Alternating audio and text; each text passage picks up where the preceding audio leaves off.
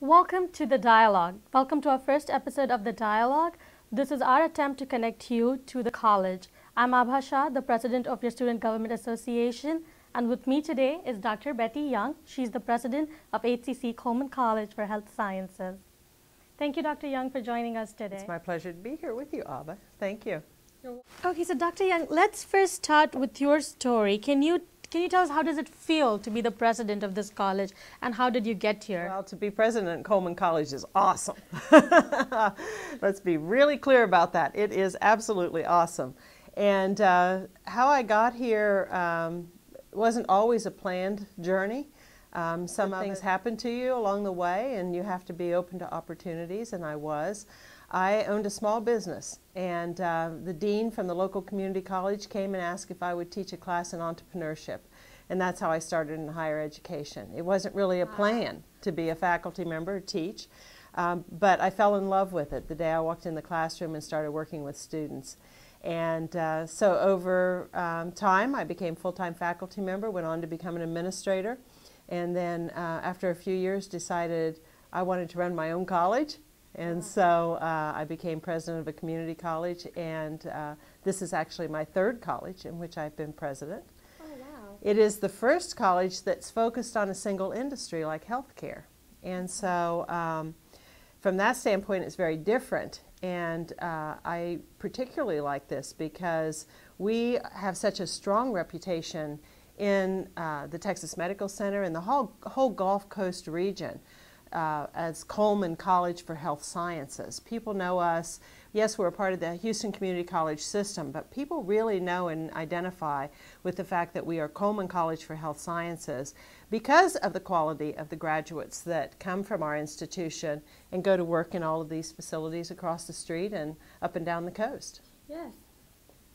To you actually is related to your journey again. Tell us, like, as you've mentioned, school is hard. So what was the hardest situation you came across when you were in school? And while you were in school, how did you overcome that? Well, I was in school for a long time. I started out just to take a few classes at the community college because I thought it would help me to do better at work, and it did. And then an advisor took me by the arm and said, you really need a piece of paper, a credential, and so I started to work on an associate degree. I earned an associate degree in math and science. Confidence, I could do college work. I wasn't so sure about that, and went on to earn a bachelor's degree, a master's, a PhD. Then I decided I'd go to law school. Wow. I earned a law degree and a postdoctorate in business law. So I was in school for a long time. The hardest situation probably had to do throughout that process with finding balance between work and family. By the way, sometimes it's family and work, or work and family, but you know, those really are two top priorities in most of our lives. And then there was school, and finding a way to make that all work together. So, you know, over the years, I missed a few events for the family, or we celebrated birthdays on days that weren't really our birthdays, because there was an exam on the day of the birthday, or there was, you know, something really important that I had to do with school. But you know, my family was always supportive of that, and my daughter in particular was always, you know, the priority for her, for me, was school as well. I guess it was a good role model for her in the process, because I remember she started dating the young man who became her husband while she was in law school. And they dated for a couple of years, and I said, so are you guys going to get married one of these days? And she said, yes, but not till I finish school. You did it the hard way. I'm not doing it that way. So, you know, that balancing is a hard part of what you have to deal with, but it's a priority for a certain period of time. You know, eventually you do finish school. Yes, yes. And I think this is really good because a lot of students can actually identify you with this when you're saying this, and we think it's difficult and I don't know what's going to happen next, but when they look at you, we can actually say, hey, you know what, we can do it too. So right. You're a great inspiration. Well, thank you, thank you. And I'll tell you, you know, we have a lot of convenience here. Coleman College for Health Sciences in the Med Center, and I know some students come from Katy or come up from Pearland or, you know, from distances. I have to tell you, I had to drive 50 miles to the university for my education, each direction. So every day that I went to school, it was a 100-mile round trip. Wow. And I did that in addition to working full-time and raising my daughter as a single parent. So yeah, it's not easy. I'm not going to tell anybody it's easy. It's not easy coming in from Katy. It's not easy coming in from, you know, the Loop. But it's worth doing. It's worth it. It's worth it. Definitely. Talking a little about the students, can you tell us why this whole change of summer 12 weeks to 8 weeks? Because that's going around a lot and students want to know why we've changed classes to 8 weeks. So why and how does it benefit us? For the summer schedule, it's important to understand some of the budget issues that the college has faced over the last couple of years. Our state budget was cut by $64 million over the last 2 years. And our chancellor's provided great leadership in this area. She brought people from all across the district together to determine what we could do to cut costs, because we didn't want to raise tuition, raise taxes, those kinds of things, any more than we absolutely had to. So in order to make the budget work, we had to cut a lot of money out of the budget. One of the strategies to do that was to go from 12-month faculty contracts to 10.5-month faculty contracts. And by doing that, we did not have to lay off anyone. That was really important to the chancellor. It was important to us as presidents that we not lay off any faculty. And so it was worth going from the 12-month to the 10.5-month contract. In doing that, it meant that our faculty would finish their contracts in midsummer. And so then we had to look at the schedule and say, well, how do we develop a schedule that will work around those faculty contracts? And so in that process, we created the 8-week summer session. Now, nationally, there's a lot of interest in study in how students learn. You can take 5 classes over 16 weeks and be a full-time student, okay? Or you could be taking 2 or 3 classes in 8 weeks and then 2 or 3 classes in the next 8 weeks. Same amount of classes, okay, but you've just divided them up differently, which means you're more concentrated and more focused on a particular subject area for a shorter period of time. And there is some research that supports that learning strategy works very well, particularly for adult students. Because adult students often have to interrupt their education for a variety of reasons. And 16 weeks is a long period of time. Now, in clinical education, 8 weeks offers another opportunity for us. It offers the opportunity of presenting the didactic portion of your curriculum first, so that you learn all there is in theory and so forth. Maybe do some simulation during that time period. Then when you go to your clinical, you're well prepared for day 1 of your clinical. Those clinical experiences are really, really important to all of our students, because this is an opportunity for you to get that direct experience, to ask questions of practitioners. But if you don't know enough of the content, then you really aren't prepared to begin to ask questions or to fully understand what it is you are seeing or you are being asked to participate in or do when you're in the clinical setting. So the 8 and the 8 matched up as a didactic with a clinical really makes a lot of sense in terms of the learning. Now, that transition process is always difficult, particularly if we've gotten used to, going to school in a certain format, and faculty have gotten used to teaching in a certain format. So there's a little bit of a learning process about how to transition that. But I think if we just approach it from what is positive about it, and overall that people, once they make that transition, it's been my experience that students really like this. Matter of fact, I was at a university where we did classes in 6 weeks instead of 8 weeks. And we had 6-week classes and 12-week classes. And in the 6-week, after about a year, we kept putting 12-week classes on the schedule along with 6-week classes, and students wouldn't sign up for the 12-week classes anymore. They really just wanted the 6-week classes. But again, it's a change. Change is always a little hard, to know. But I'm thankful to have the opportunity to explain what went into all of that. and why we do it, and really what the benefits are. Yeah, and I'm glad we get to you were ready to answer these questions for us, because this has been a question with a lot of students. So I think now we have a clear understanding, Right. and we can look forward to it and try to work with it. A lot of students believe, or we know, or we've seen around that Coleman comparatively is having a low retention rate. So can you tell us why do we have low retention rate compared to other colleges? Well, actually, our retention rate is very high.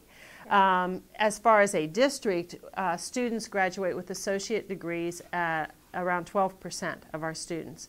Now, of course, many of our students take classes here and then transfer to upper division. Matter of fact, about 40% of our students do that. So overall, in the success rate of students throughout the district, we have success at about 90%. Oh, wow. Okay, so really only about 10% of our students actually fail, okay, don't succeed. But at Coleman College, first of all, we're selective admission. And so students really have to prepare themselves to come here. Our retention rate in our programs, our lowest retention rate is in the mid-70s, and our highest retention rate is in the 90s. And so, and most of our programs are in that 85 to 95% retention rate. So it really is not a low retention rate at all. That's a misperception. Of course, if the person sitting right beside you doesn't make it, it's pretty personal, right? Yes. Or if you happen to be the person who doesn't make it, it's very personal. So it's easy to see how people, might have that idea. Also, sometimes students have to stop out. So they may be in class with you, and then a family emergency, life happens to us kind of thing. So they step out for a semester or two and then come back into the programs. So you may see them as a fellow student, as somebody who has left the program, in which in fact they've just done a stop out. And then of course we have some students that aren't as successful who stop out to retool to get back into the programs and then pick up again. So a lot of things happen to people through the process, but when we look at that overall retention rate and graduation rate, it really is quite good. Oh, that's awesome. So encouraging to students who are thinking, oh, am I going to make it? If you come to class, which is the key element, in all those years of my education, I never missed a class until my last year of law school. Yeah, my very last year of law school, I missed 3 classes. I confess. But even driving all that distance in bad weather, I was in Ohio, a lot of snow, for those of you from the north will know that. I still never missed a day of school because it was the one thing I knew if I was in class, I had the greatest potential, even if there was a chapter I didn't get completely read or something I didn't completely understand. If I was in class, I would get it. And that's a great advice. And I think with that, since we're on the topic of school and studying, what is your best study, I would say a best study guideline or a focus tip you can give us? Because we all need that. We need those degrees up there. These degrees came by, let's see. Well, I have a lot of strategies that I used over the years to become an effective learner, and that's really what we're talking about. It's not about memorizing anything, because you have to be able to use this stuff after you've learned it. And so I used a lot of note cards. I am an avid note taker, so in class I'm writing, because to me, and you have to kind of know your learning style too, but for me, writing was a reinforcement of hearing. And when I would be on an exam, I could close my eyes and visualize my notes and find my answers sometimes. So it's that, trying to imprint it in your brain. The other thing that I did that I found to be very effective, my poor daughter, was the recipient of this, but I would teach her whatever I was learning, and of course she grew up with me going to school. She got tired of it after a while, but I used that as a strategy because if I knew it well enough to explain it to somebody else, as a teacher would teach somebody, then I really did know it. Yeah. Not just knowing it for a test or knowing it, telling it to myself. But so I think students can share by trying to teach each other in a study group, very effective, because your children do get tired of it after a while. Yeah. And Dr. Young, as you know, as the biggest problem for our students is finance, and a lot of students are on financial aid. Can you tell us something more about financial aid? Because a lot of students are having trouble with financial aid, and they would really like to know how to get their A financial aid. lot of our students do come to school on financial aid. Right. Is there anything you can tell us about financial aid? Yeah, about 30 to 40% of our students are on financial aid. And, you know, a federal financial aid is a program in which we receive funds through the federal government. Okay. So some of the issues are internal to HCC. Some of the issues are student issues, and some of the issues belong to the federal government. So we have three areas that really we have to work on being better at. First is students have to be sure that they apply well in advance, so that there's not a their issue. The issue isn't there that they haven't provided information to be processed. So students who do that several weeks before school starts are automatically going to be in a difficult position, because it takes a while to process everything. So the sooner you can do your financial aid, the better off you as a student's going to be.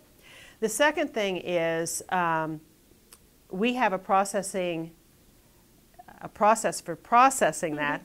That's too many processes. We process these financial aid applications at HCC through a centralized service at our district headquarters. Okay, so we don't do it here at Coleman College. So your information goes in with all the other students. Again, if you're well in advance, the chances of your material getting through is pretty good. Because so many people procrastinate, that there becomes a log jam in the processing as we get closer to the beginning of the semester. So you just have to stand in line, basically. Your application stands in line, your processing stands in line.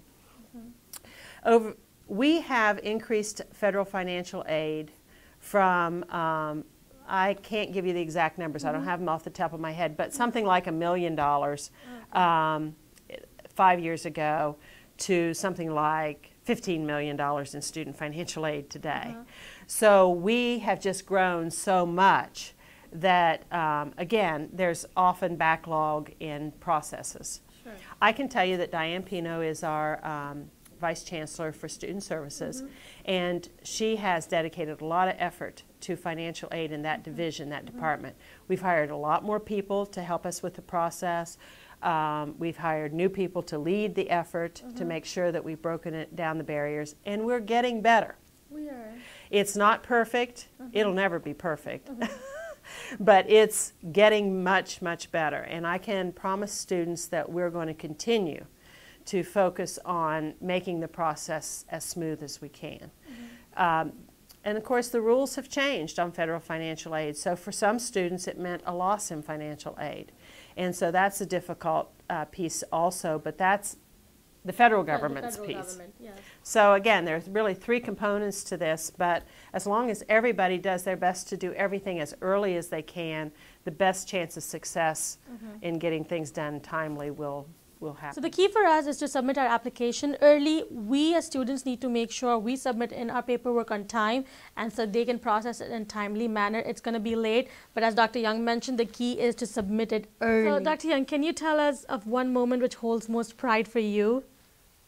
Oh my, I've had so many great things happen in my life. Of course, you know, I went back to school for my daughter. You know, I thought it was for me, for a career, but really it was about providing for her. And so for me to have been a role model, to go to school as an adult, for her to see me achieve what I have professionally, and now for me to watch her be doing that. She's also an attorney. I'm an attorney. She's an attorney. She's also on the board at a community college in Ohio as a board of trustees. So, you know, I'm really proud of her, and that gives me great joy. And the fact that I was able to be that kind of a role model to her gives me great pride. Professionally, you know, I've had so many wonderful accomplishments. Being able to become a president of a community college 20 years after I began attending a community college is pretty awesome. And, you know, that day that I picked up the phone to tell my daddy, you know, that I was going to be president of a college, that was a pretty great day. The day, every year, my best day is graduation.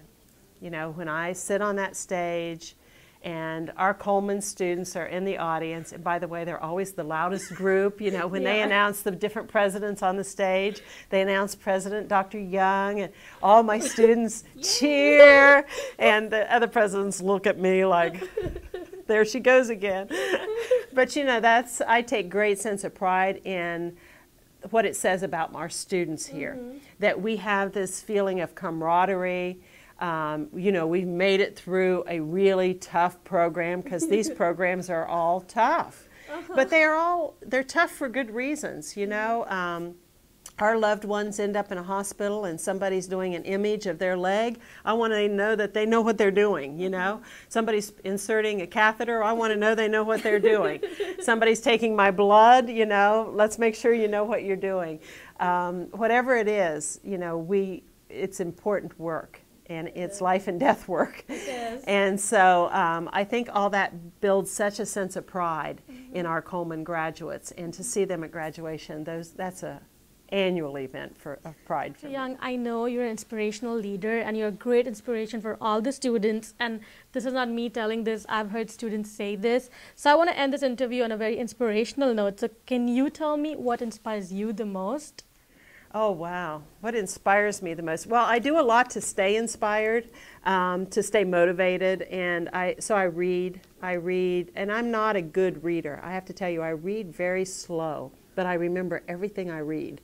So for those of you who say, reading's not my thing, it's really not my thing either. But I do read, because I think what you put into here is just as important as what you put into here, okay? So I try to watch a little bit what I eat and not do too much of the bad stuff.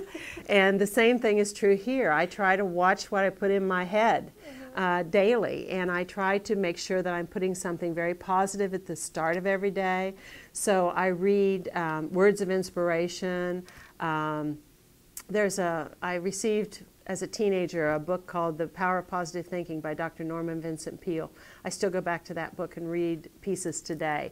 And it's all about thinking positive thoughts. This isn't being blind to the issues of the world that are around us, but it is finding the positive in all situations. Even when you fail at something. Because I fail at something, I've learned from that. That's a positive thing, okay? And focusing on, what did I learn from this that happened? Not, oh, I failed and now I'm never going to make it and the world is coming to an end. And no, it's not. This too will pass if I allow it to pass. But those are about personal choices. So I take a lot of responsibility for what happens in my life, because it is my responsibility. And I think when you take responsibility, you feel like you are in control. And that control helps you stay motivated and helps you stay inspired to keep doing the things you ought to be doing. Thank you so much, Dr. Young. That was really helpful. And as I said, you're an inspiration for this campus.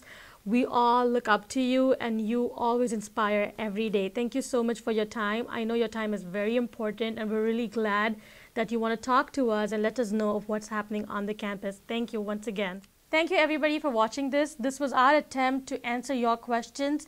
Please keep writing us all your questions. We'll try our best to give answers to you and always keep you connected. Thank you.